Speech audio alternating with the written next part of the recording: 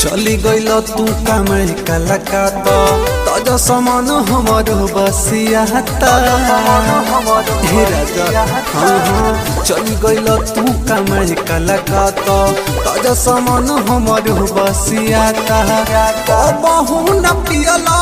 हौदा के पानिया कबहू न पियला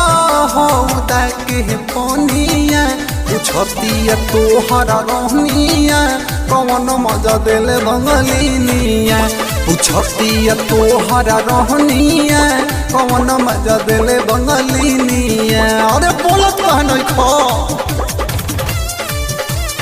छतिया तोहरा रहनिया कौन मजा दिले बंगलिनिया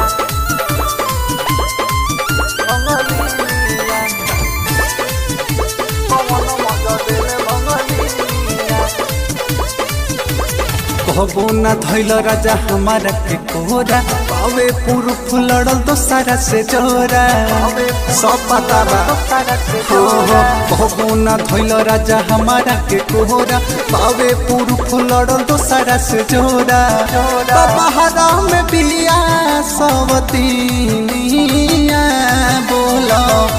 बहारा में बिया सब तीनिया छतिया तोहर रहनिया कौन मजा दिले बंगलिनिया छतिया तोहर रहनिया कौन मजा देवे बंगलिनिया छतिया तोहर रहनिया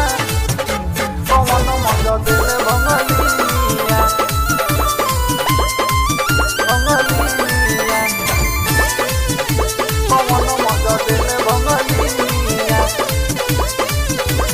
छोरी के हमरा के रहेला अकेला शहर में कौन तू खेले खेला